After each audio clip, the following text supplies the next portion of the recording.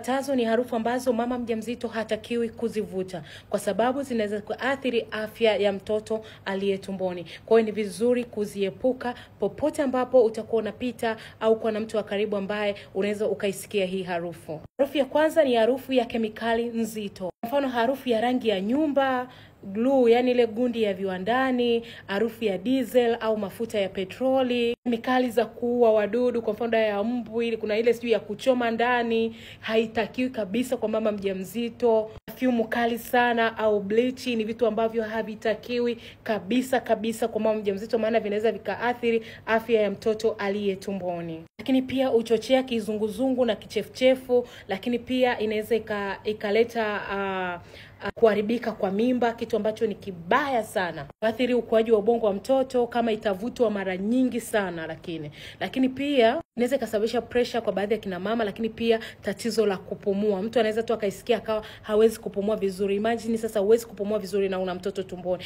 kitu ambacho sio kizuri kabisa. Namba 2 ni harufu za moshi. Moshi wa sigara, moshi wa gari, moshi wa jiko la mkaa, moshi wa plastiki ambayo inaungua. Kuathiri sana mtoto kwa kusababisha mtoto kupata oksijeni ambayo ni kidogo sana. Kuongeza hatari ya preterm birth au low birth weight, kwamba mtoto anazaliwa kabla ya muda au anazaliwa na uzito mdogo sana. Ongeza hatari ya mtoto akizaliwa kupata matatizo ya kupumua au asthma, kitu ambacho unaweza kukizuia kabisa kwa mama ambaye ni mjamzito. Lakini pia harufu ya mafuta ya kupikia yanayowaka na yenyewe sio mazuri sana kwa mama mjamzito. Kuna ile mafuta ambayo yametumika sana, harufu yake sio nzuri.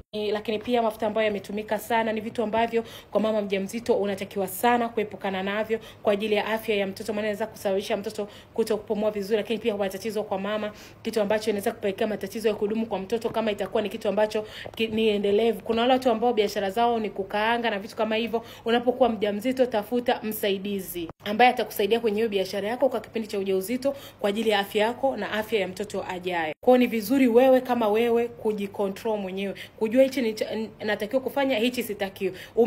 Ulikuwa hujui, umeshafundishwa, umeiona video, umejua, basi ni vizuri kuacha. Usiseme mbona yuko kwingine ilikuwa hivyo, mbona haikuniletea shida. Wakati mwingine Mungu anawalinda watu kwa sababu mtu anakuwa hajui kitu. Unapokuwa unajua, sasa ni wewe mwenyewe uweze kujilinda, sasa kujitoa kwenye kile kitu ili Mungu pia aweze kukulinda. Kwa hiyo usiwe mbishi unaposikia kitu hichi kitakiwa, hichi kinatakiwa kwa mama mjamzito. Asante kwa kunisikiza. Until next time. Bye bye.